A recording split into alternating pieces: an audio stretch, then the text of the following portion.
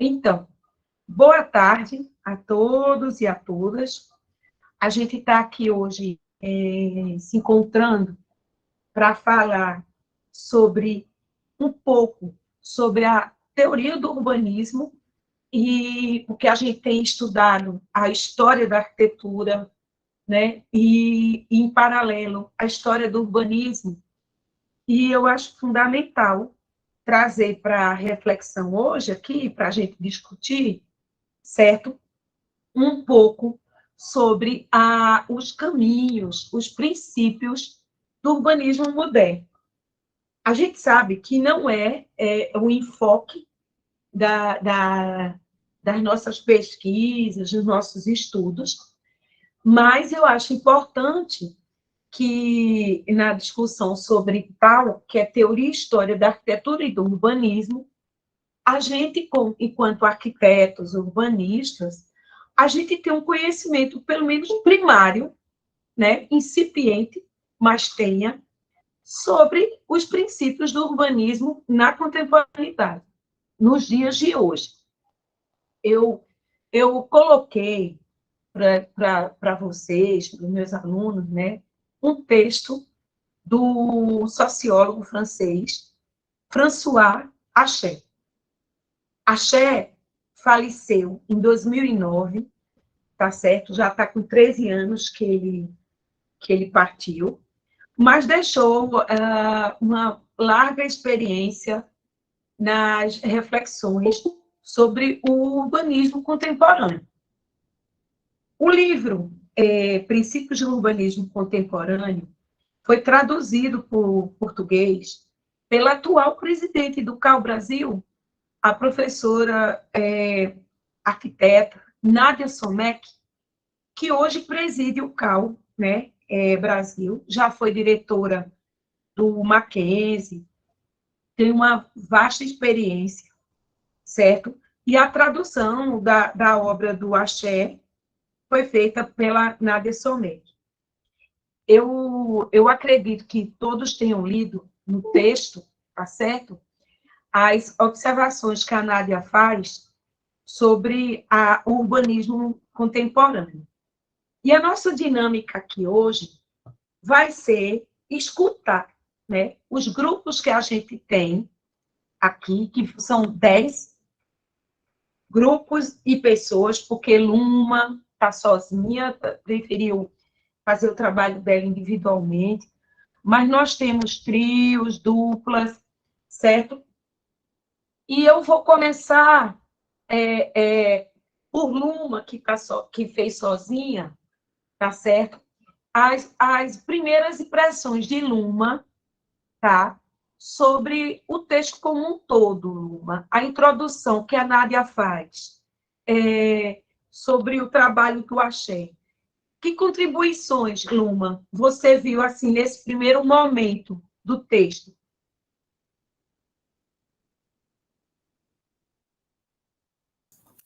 Bom, que apesar das legislações, né, de leis e planos que coloca a partir nas cidades, é notório presenciar como a cidade ela é formada, do que é necessário, utilização de carros, tecnologias. Então, como isso vai crescendo no decorrer dos anos. Então, tem até uma parte, né, que fala que as cidades elas não previram a localização dos mais pobres. Então, Sim. Eu já vi o estudo de algumas cidades, né, que fizeram o projeto urbanístico, fizeram projetos institucionais, residências e tudo mais, mas a mão de obra, né, da cidade, onde é que ficou? Então, tiveram que fazer uma cidade à parte para receber essa população. Então, sempre ocupam em áreas de risco, que não possuem proteção ambiental, ou que tem proteção ambiental, né, mas não é bem utilizada. Então, também com preços fundiários depreciados. Foi uma parte assim, que eu achei muito importante do texto, logo inicialmente. Então, fala também, né, que essa modernidade ela não é só um estado, mas um processo de transformação da sociedade. Então, é como eu disse, né? O tempo vai passando, a tecnologia vai chegando, a mudança de carros, de utilização, tem gente que já utiliza a bicicleta, ou se muda para um local mais perto do trabalho, da escola. Então, já vai mudando essa participação, né? Essa locomoção dos habitantes na cidade. Ô, Luma, você chamou a atenção de pontos, né, super importantes, que é a questão que a gente pode sintetizar, primeiro, como mobilidade. Eu acho que a mobilidade urbana, né, os meios de transportes urbanos das cidades contemporâneas, eu acho que é um dos grandes problemas da contemporaneidade. E eu lembro de um problema assim, que já vem decorrente, e vem desde a modernidade, quando a gente diz urbanismo baseado nas teorias de Ford, da máquina, do veículo e a cidade. E eu me lembro de Brasília, que eu acho que é um caso que ela foi uma cidade planejada, moderna, mas na contemporaneidade, nos dias atuais, ela começou em 59, foi inaugurada em 60, continuou com obras, mas as cidades são dinâmicas. E hoje, a gente analisando Brasília, continua com esse problema, né, igual a outras cidades brasileiras, que ser uma cidade para os veículos. Não é uma cidade para as pessoas, né? Como já pregam os nórdicos há muito tempo. Inclusive, tem livros publicados sobre esse tema, cidade para as pessoas, em cidades da Dinamarca, da Finlândia, da Noruega, que a gente vai ver nas próximas aulas. O veículo, né, é realmente um fator preocupante. E só um dado aqui para a gente: vocês sabiam que quando as aulas começam, o trânsito das cidades aumenta de 30% a 40%, congestionamentos, né, toda essa questão. E aí a gente tem, como formas de mobilidade contemporâneas, os transportes rodoviários, que é o básico, o carro e os ônibus. Deveria ter em todas as cidades, mas ainda não tem, os metroviários ou ferroviários, que teve-se no passado, algumas capitais, algumas cidades maiores já são servidas de metrôs, ou metrôs subterrâneos, ou metrôs de superfície, né? Mas, e tem também, e que é pouco utilizado, infelizmente, a questão da bicicleta, das ciclovias e também dos pedestres, né? Que são as calçadas, que eu acho que são discussões também, que quando a gente fala de mobilidade, a gente não pode deixar de pensar nesses 4 pontos: a bicicleta, o pedestre, os transportes rodoviários e os transportes ferroviários. Eu falo em terra, não em ar nem em embarcações, porque existem outras cidades também, muitas, e não só hoje na contemporaneidade, mas sempre, cidades fluviais, que os transportes, como Veneza, como algumas cidades do norte do Brasil, da região amazônica, que são feitas, os transportes são feitos através de embarcações, né? Os igarapés, entre as áreas de mangue, entre as áreas de rio. A mobilidade realmente é um problema. Outro ponto que a Luma colocou foi a questão da habitação, né? Nessa introdução, né, Luma?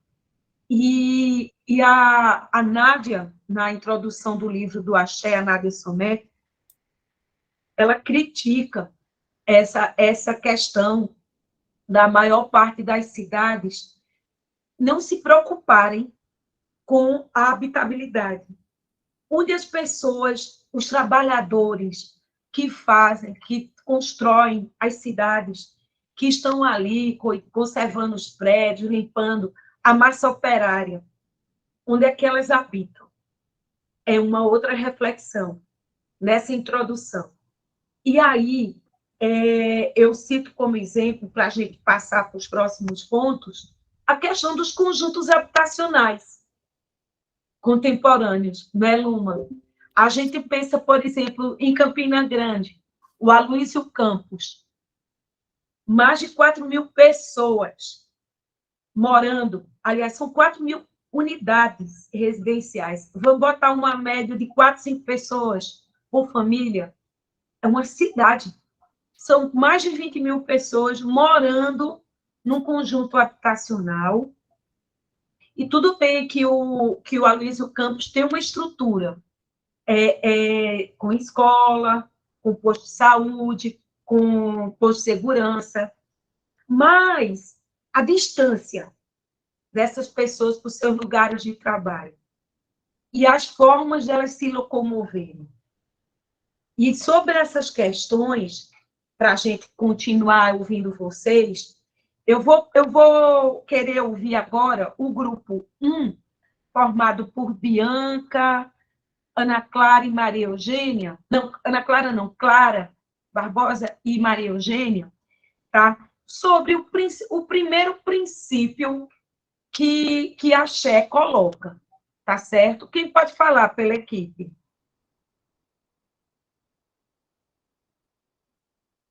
As meninas estão aí?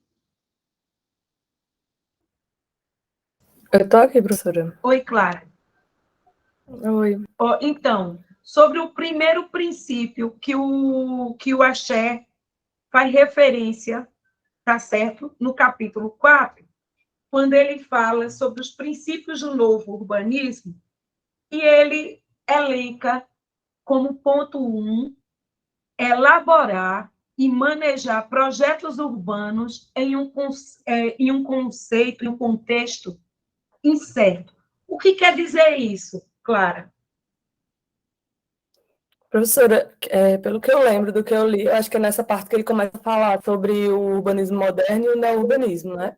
Aham. Eu não lembro. E aí ele começa explicando sobre o urbanismo moderno, que ele dizia que era um urbanismo que ele definia a longo prazo para as cidades, então ele aplicava princípios pensando num futuro, meio que eles definiam planos de urbanismo, só que eles pensavam numa realidade futura, né? Que era um quadro, eles fazem um quadro pré-definido, mas tentando controlar esse futuro, sendo que esse futuro ele é uma incerteza, na verdade.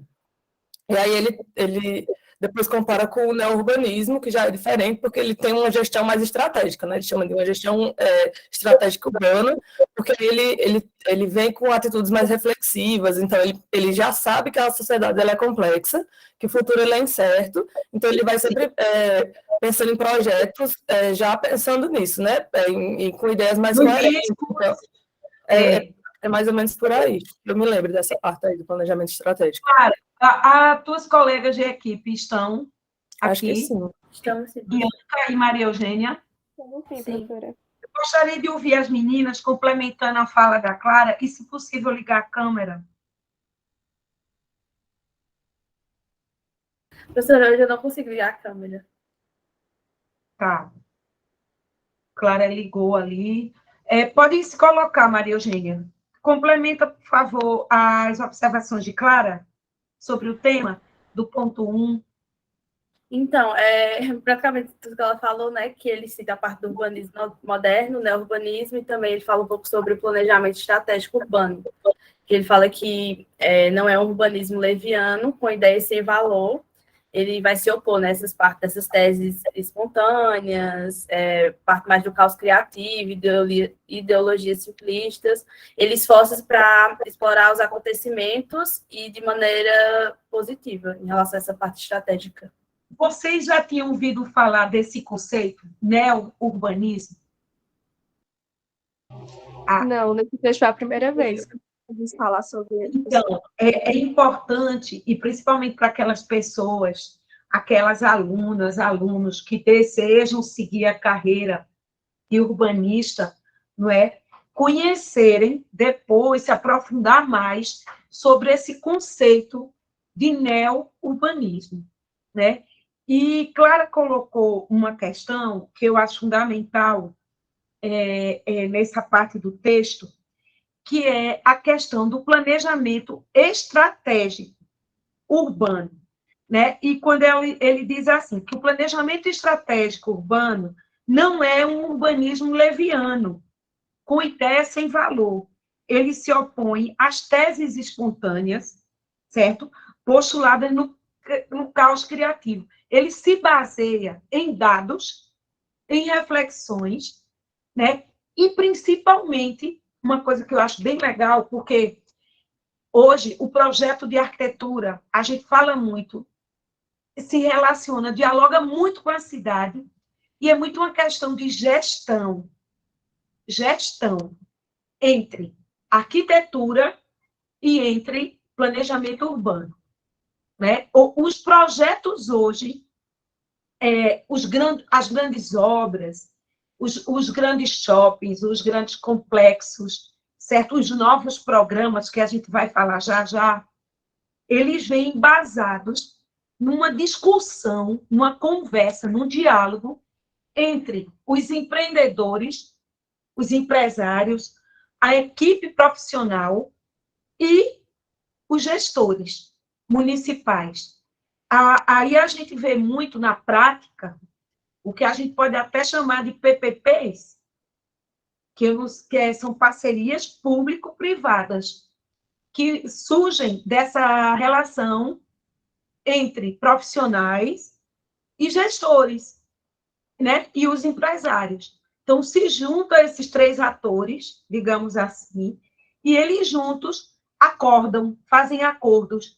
A gente vai construir uma universidade, certo? A gente autoriza, mas, em compensação, você tem que dar uma infraestrutura urbana que diminua os impactos ambientais, de tráfego, construindo-se viadutos, pontes, alargando avenidas. Isso é o neo-urbanismo. E esse ponto, tá certo? Esse primeiro ponto que fala dessa costura, né?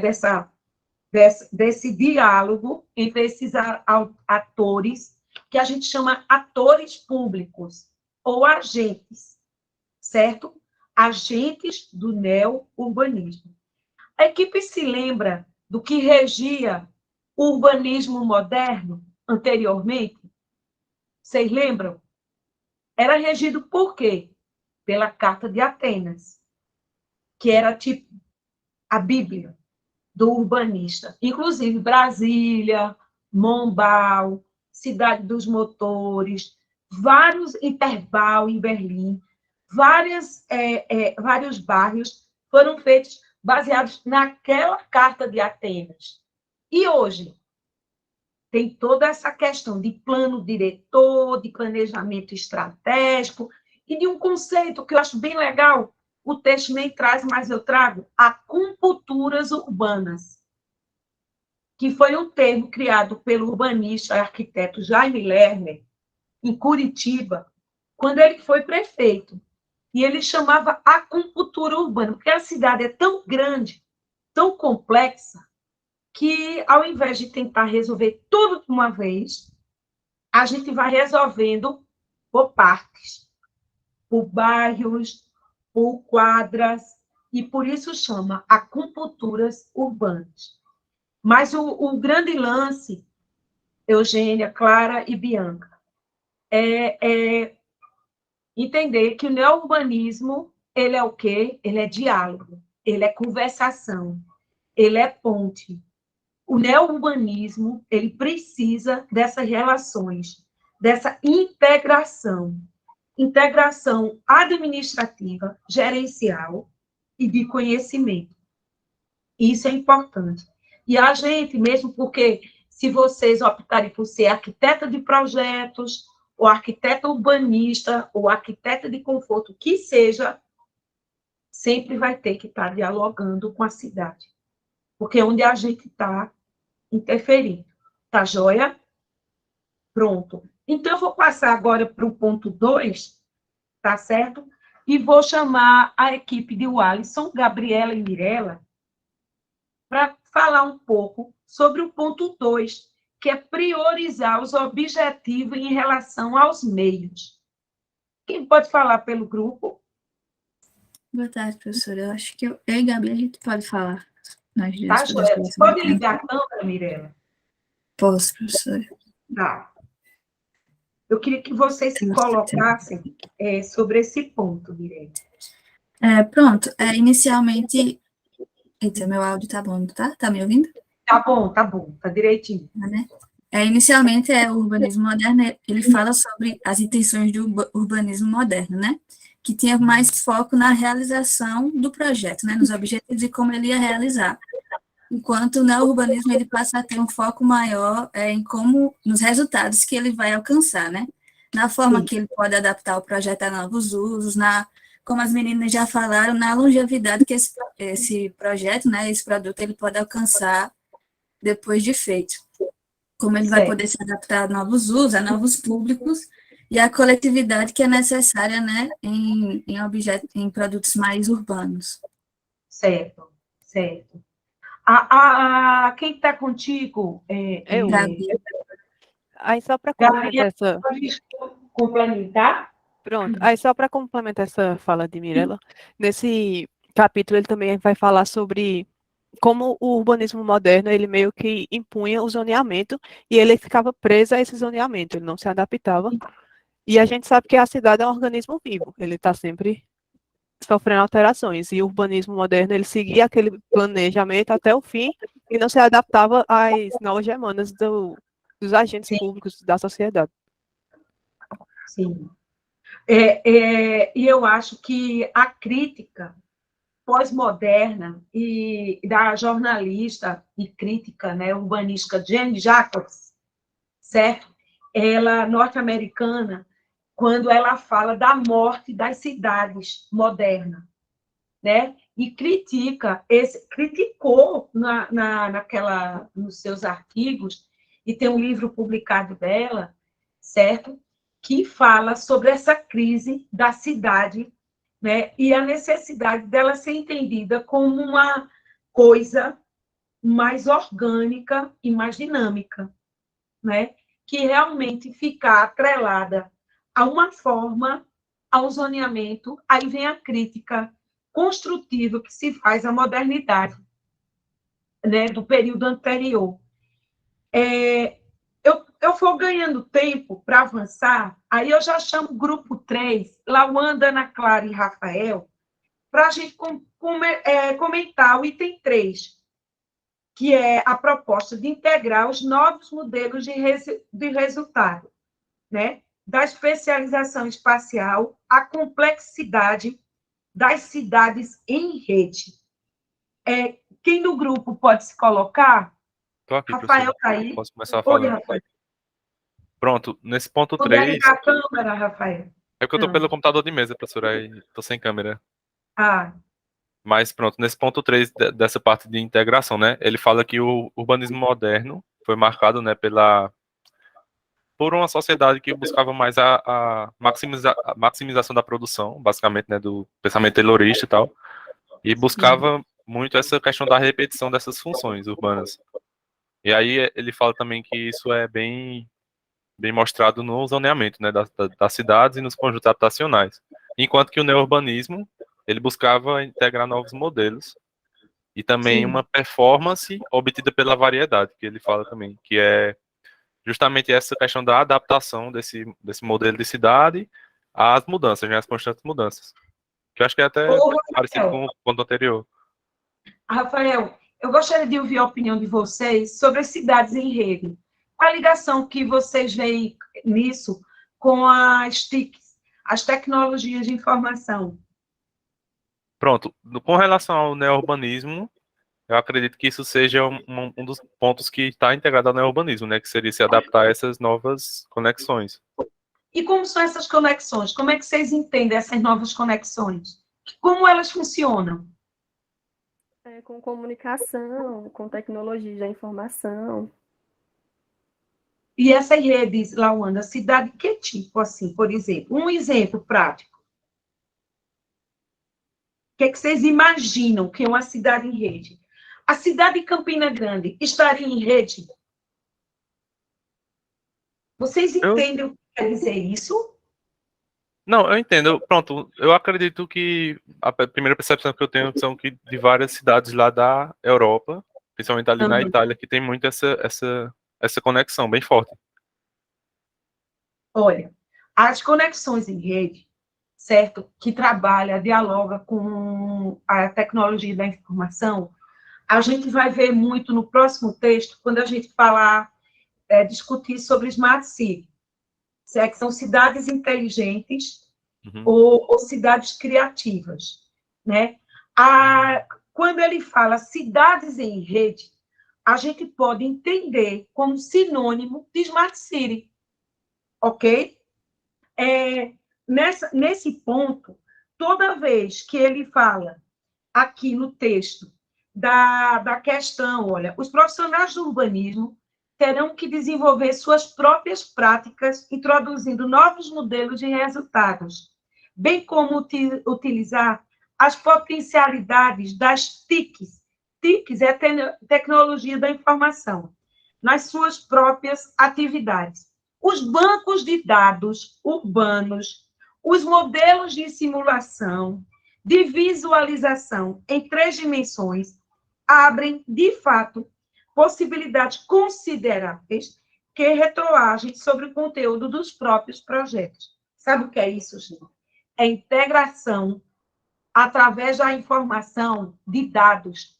Uma secretaria de transportes que tem câmeras, um tribunal de contas que tem um sistema de satélite, de drones, ferramentas digitais, que cria-se um banco de dados e ele é acessado por todas as secretarias, por todo o planejamento urbano. Campina Grande, na Secretaria de Planejamento, já está trabalhando com essa ferramenta. Inclusive, tem uma sala na Secretaria de Planejamento que trata só dessa questão. Oi, Bárbara. Pode colocar, Bárbara. Só uma dúvida que eu peguei lendo o texto, se a questão das regiões metropolitanas estão relacionadas a essas cidades em rede. Porque, na verdade, né? Era só isso mesmo. Porque tem as redes virtuais e tem as redes territoriais, né, Bárbara? Porque tem também aquela questão das RIDs, que são regiões que se relacionam de desenvolvimento econômico, como Juazeiro e Petrolina, como Teresina e Timon, como DF com as cidades satélites, né, que são RIDs, são redes, né, de cidades que têm relações urbanísticas, e aí, quando a gente fala urbanístico, é um leque muito grande, um guarda-chuva bastante amplo, porque tem questões sociológicas, educacionais, sanitárias, de segurança, não é? É uma rede complexa de todos os mecanismos, os condicionantes que estão atrás de uma estrutura administrativa urbana, certo? A equipe entendeu a questão dos TICs, Rafael? Entendi, professora. Eu só fiquei com dúvida nessa questão das Smart Cities, que, ao meu ver, Sim. seria mais integração tecnológica, né? Mas quando o autor coloca aqui, ele fala no parágrafo que antecede, o penúltimo parágrafo do item 3, leiam isso com atenção, porque ele está falando justamente das potencialidades das tecnologias de informação. E que isso já vinha acontecendo na Europa, na América do Norte, e no Brasil, que chegou com atraso, mas algumas cidades, muitas cidades, capitais principalmente, já estão trabalhando dentro desse princípio urbanístico, que é a troca de dados, de informação, para se fazer o planejamento urbano das cidades, certo? Sabe o banco de dados, que é muito usado? É o banco de dados da Secretaria de Finanças. Aí você vai dizer, como assim? Porque a Secretaria de Finanças tem um mapeamento de todos os IPTUs urbanos, de todos os imóveis. Então, e ela é uma secretaria que tem recursos, que tem... porque ela gera divisas para a prefeitura, então ela levanta, mapeia e passa esses dados para a Secretaria de Urbanismo, de Planejamento Urbano e para outras várias. Então, assim, a articulação e o que a gente pode chamar também de capilaridade. Capilaridade é você entrar de uma forma interdisciplinar e multidisciplinar e até transdisciplinar, tá certo? Nessa prática de fazer, de gerar a cidade, que não é tarefa fácil. Oi, Leomar, pode colocar. Boa tarde. Boa tarde. Só em relação, para acrescentar sobre essa questão das TICs, fazendo gancho com a cidade de Campina Grande, é que ela vem se destacando com essa utilização da tecnologia na gestão da cidade. Ela começou um processo de informatizar o seu sistema, onde as secretarias municipais elas estão fazendo essa transição desses antigos sistemas com a utilização de algumas tecnologias, de forma que informatize os seus bancos de dados e disponibilizem de uma forma mais rápida aos usuários. Aí pode-se destacar nessa questão, na cidade de Campina Grande, o setor de transportes, que ele já começou um processo de informatização, onde os usuários podem fazer o acompanhamento do deslocamento do veículo em tempo real, e também a própria questão do monitoramento da cidade em relação à utilização de câmeras de monitoramento viário e também utilizado para outros fins, como também para a questão da segurança. Exatamente. Então, ela vem fazendo todo esse processo de transição para se encaixar nessa nova ideia do neourbanismo.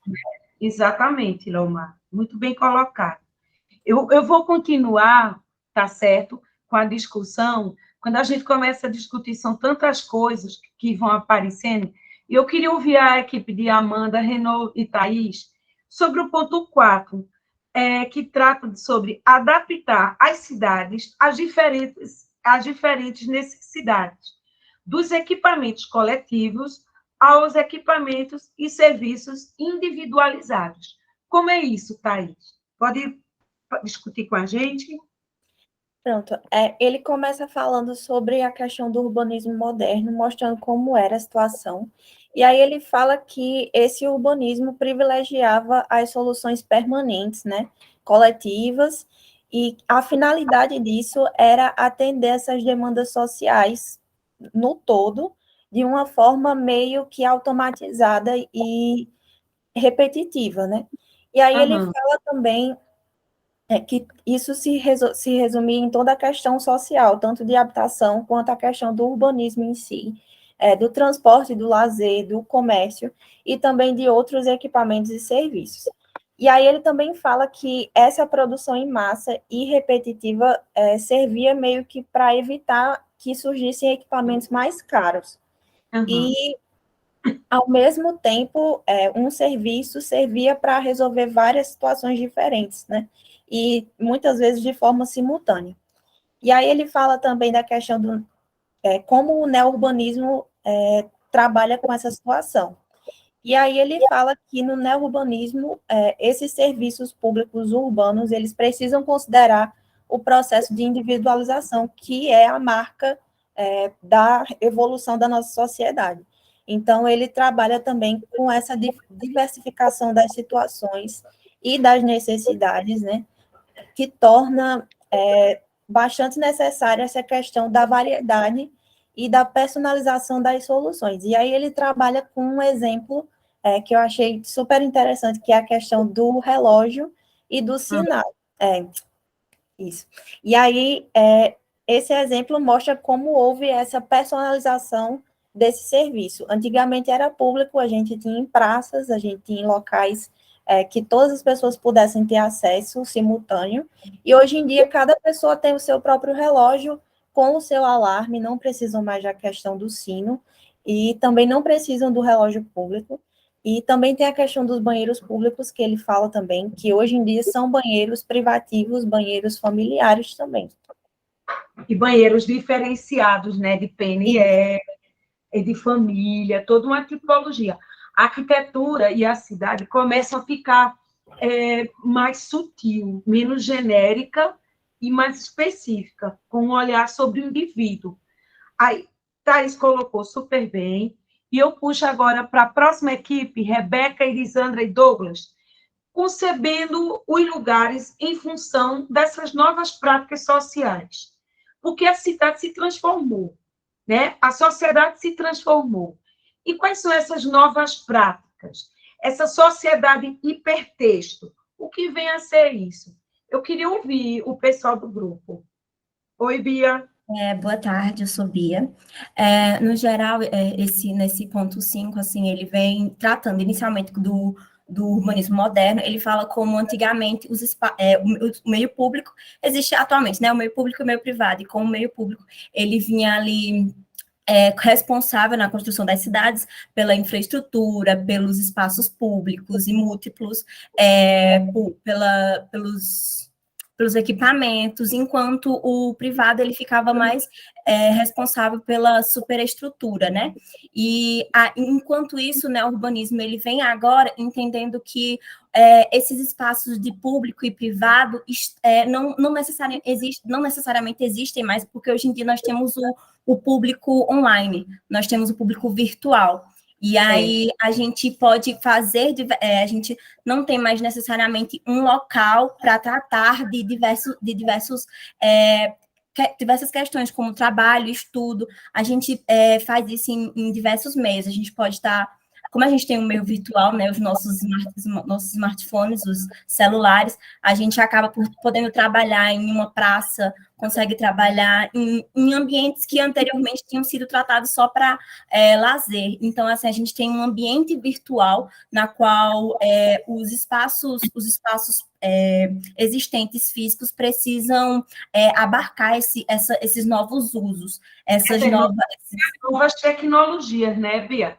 Porque, por exemplo, a informação, a revolução cibernética, ela exige que as escolas, que esses espaços públicos sejam equipados desses sinais de Wi-Fi. E várias cidades pelo mundo, elas já têm praças, espaços públicos, né? Praças inteligentes, onde a comunidade de um bairro que não tem na sua casa vai para aquele lugar, né? E daí se conecta com essa sociedade hipertexto. E sabe outra coisa também, assim, complementando, que eu lembro, que eu acho que é bem presente também nessa discussão, a questão do e-commerce, né? Que hoje o comércio virtual, a troca de mercadorias, nessa sociedade cibernética do urbanismo contemporâneo, é muito realidade. E principalmente, acho que também uma outra reflexão assim que me vem, que eu acho que a pandemia de 2 anos e meio para cá, ela criou uma nova realidade que reforça mais ainda isso que o Axé coloca nos seus textos, né, Bia? Porque realmente é um momento que a gente está vivendo diferenciado e uma nova realidade. A partir de então, acho que tem que entrar realmente nessa era. Agora, os gestores precisam acompanhar essa evolução, porque a gente vê ainda na universidade, com falta de internet, com a velocidade baixa para o acesso da informação, né? E a necessidade de ampliar esses serviços tecnológicos para a grande massa, né? Obrigada, Bia. Eu vou passar para a equipe seguinte, a Djamil, Amanda, Renale e Lucas, certo? Sobre o ponto 6. Como agir em uma sociedade fortemente diferenciada? no ponto 6, Adjamir, quando a chefe coloca dessa sociedade imperfeita, como que as pessoas estão agindo? O que vocês viram nesse ponto? Professora, boa tarde. Ele coloca no ponto, né, como ele faz em todo o texto, ele separa entre o moderno e o neo-urbanismo.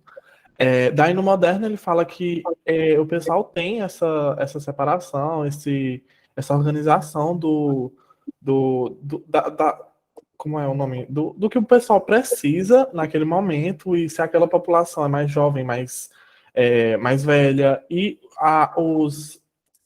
eu esqueci o nome, sei lá, um parque ou esses equipamentos, eles vão se adequar a esse tipo de característica da população. Daí ele vai decorrendo isso no texto até chegar ao neo-urbanismo, que ele fala que não é só uma discussão sobre como vai ser esse equipamento ou a urbanização desse local, dessa zona, mas sim você vê qual o tipo de necessidade do pessoal e ter moldar para aquela sociedade do que eles precisam, então um debate sobre aquilo. Uhum. Ele privilegia, ele diz, a negociação, né? E o compromisso em relação à aplicação de uma regra majoritária.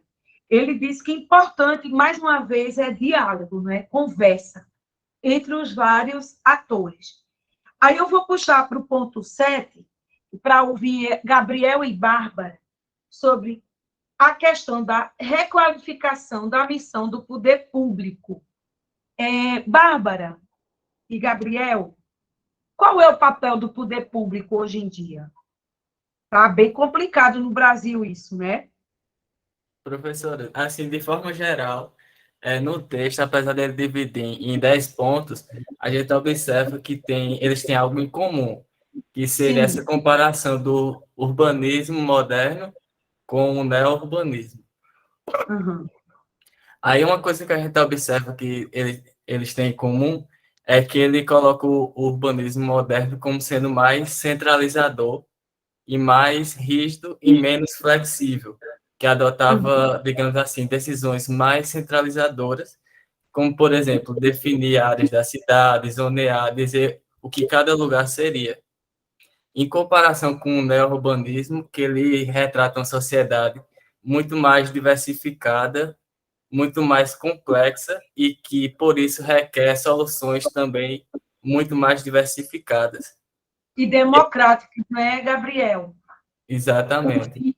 Houve mais associações de bairros, as associações de classe. Tem que ouvir a base, né? E no esquema da cidade brasileira, e a gente não tem como fugir, a gente sabe que o Estatuto da Cidade, 2010, o papel do município é muito importante, né? E ele ouvir essa população. Não é mais uma coisa de cima para baixo, autoritária, mas é, sim, um processo democrático. Deve ser, né? E, para isso, a gente tem as figuras de vereadores, de presidente de associações, né? De representantes de determinada comunidade que chegam com as suas demandas e é feito um planejamento em cima dessas demandas. Agora, uma dúvida. Vocês acham, para vocês pensarem, que isso está sendo feito na contemporaneidade, nas nossas cidades? Será que o povo está sendo ouvido? Será que as propostas populares estão chegando ao poder público?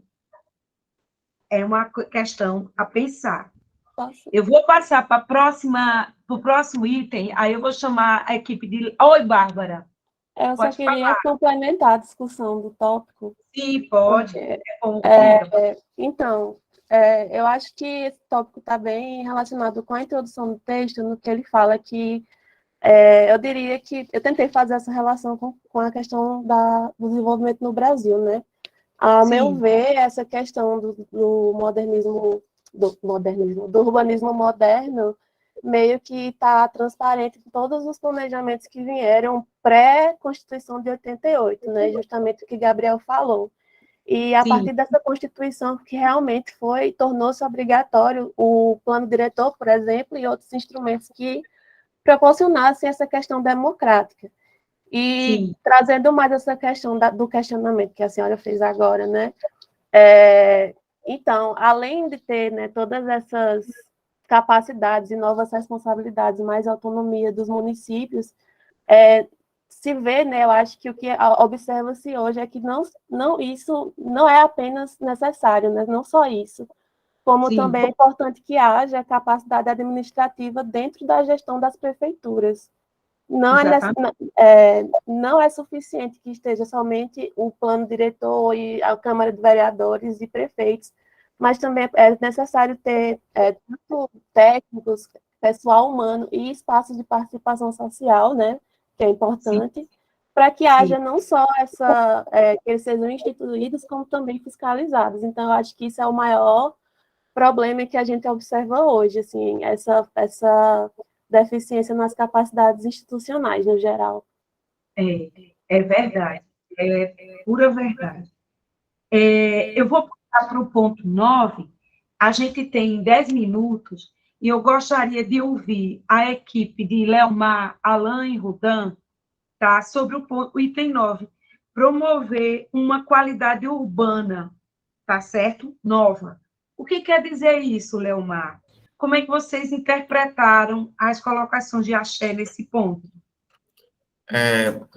A gente entendeu o seguinte, que, na verdade, ele vem dizer assim, que o neurourbanismo ele tenta oferecer em lugares públicos e espaços externos uma qualidade equivalente à dos espaços privados e de espaços internos.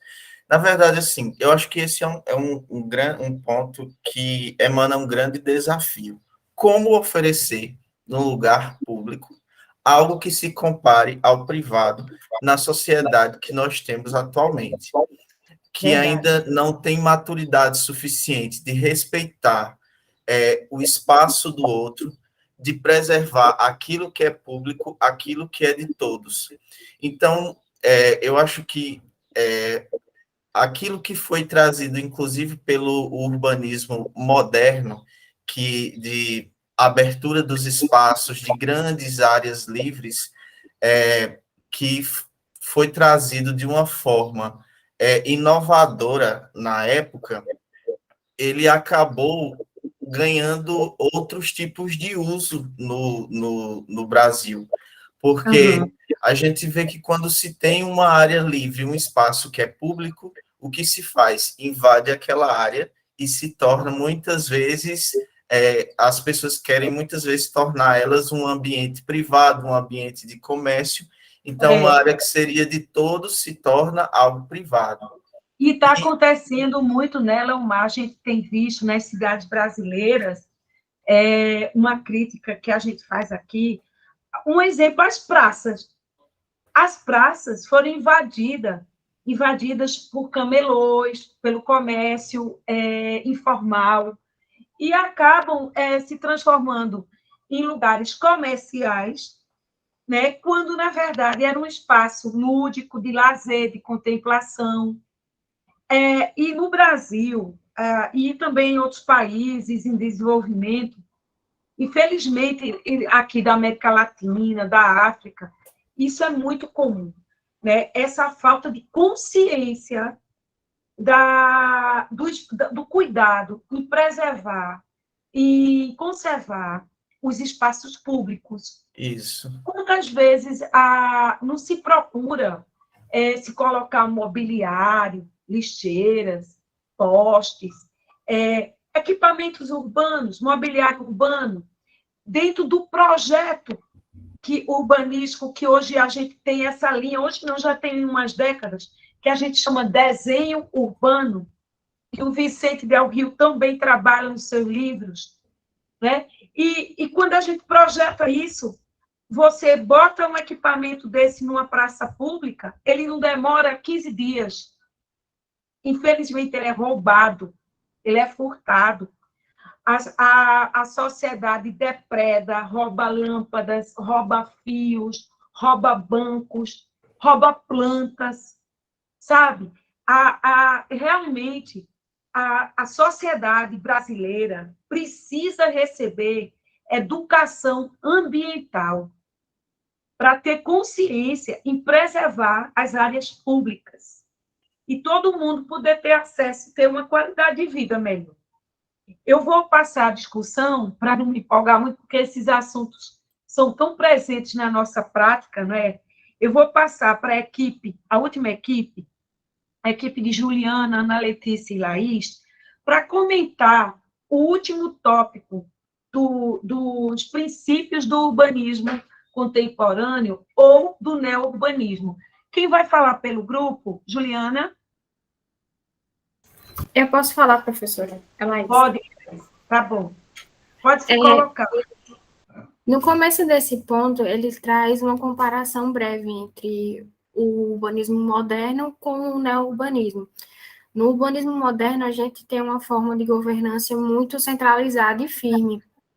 E Sim. É uma proposta diferente que o neo-urbanismo traz.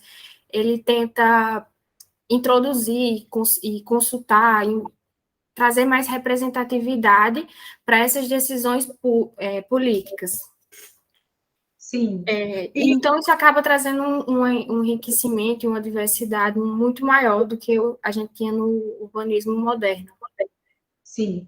Eu acho, assim, para concluir, tá certo? E é uma discussão que a gente vai continuar na próxima aula, quando a gente estiver falando de Smart City, porque tem toda uma relação com esses pontos, com esses princípios colocados pelo Axé, e principalmente quando a gente fala de tecnologia da informação, gestão, né, compartilhada. Eu queria só concluir aqui, chamando a atenção de uma síntese que o autor faz e que eu gostaria que todos os grupos pontuassem na ficha que vai ser produzida, quando ele fala aqui, na última página do capítulo, ele faz, concluindo, para resumir e qualificar esse neo-urbanismo, que se esboça atualmente, ao menos no mundo ocidental. Isso é fato. Ele está fazendo uma análise do mundo ocidental. O mundo oriental não entrou aqui nessa discussão, certo? E ele fala que o neo-urbanismo é um urbanismo de dispositivos. Trata-se menos de fazer planos do que de aplicar dispositivos que os elaborem, discutam, negociem, que os façam evoluir. É um urbanismo reflexivo, que precisa ser pensado, que precisa ser discutido, certo? É um urbanismo de precaução, de riscos, de uma sociedade em riscos, que é a sociedade pós-moderna que vivemos, que dá lugar a controvérsias, que tem cenários positivos, mas tem muitos cenários negativos, de coisas que podem acontecer, como foi agora, com a pandemia. Quem podia prever uma pandemia? Quem podia prever uma Covid atrapalhando a vida das pessoas, antes de tudo, tirando vidas e atrasando o desenvolvimento econômico, social, de uma forma em geral. É um urbanismo que tem que se precaver, tem que pensar no plano A, no plano B, no plano C. É um urbanismo convergente, que os pontos devem convergir, né, para um olhar comum, um olhar mais social, mais para o indivíduo, certo? Com diferentes lógicas, diferentes atores, mas pontos comuns, certo? É um urbanismo reativo, flexível, negociado. É um urbanismo multifacetado, composto de elementos híbridos, soluções múltiplas. É aberto a diálogos, a políticas culturais, a tecnologias. É um urbanismo multissensorial. É um urbanismo, gente, de uma sociedade cibernética. A gente, por mais que o mundo esteja louco, como está, com uma guerra, né, acontecendo há mais de 2 meses, entre Ucrânia e Rússia, mas o mundo pagando tudo por isso, certo? Saindo, ou ainda não, dessa crise pandêmica, certo? E com esses problemas ambientais seríssimos de aquecimento global, de chuvas torrenciais, inundações, o patrimônio em risco constante, as sociedades altamente inseguras quanto às suas economias, realmente não é fácil trabalhar a cidade no século XXI. A gente tem leituras sobre as cidades, né, desde as suas formações, passando pela Idade Antiga, Idade Média, Idade Moderna, Revolução Industrial, as cidades industriais, e a gente chega na cidade do século XXI, e uma sensação que dá é de insegurança, de medo, de inconstância, né? E dessa falta de preocupação com o outro, com o todo, com o público. É triste, mas é um cenário que a gente tem que pensar em como a gente pode contribuir enquanto profissional, enquanto arquitetos, urbanistas, o que a gente pode contribuir para melhorar isso? Os nossos projetos, nossas atuações, as nossas participações nessas redes, nessas conexões, tá certo? Bom, gente, na próxima aula a gente vai discutir Smart City, tá certo? Eu vou terminar aqui a gravação,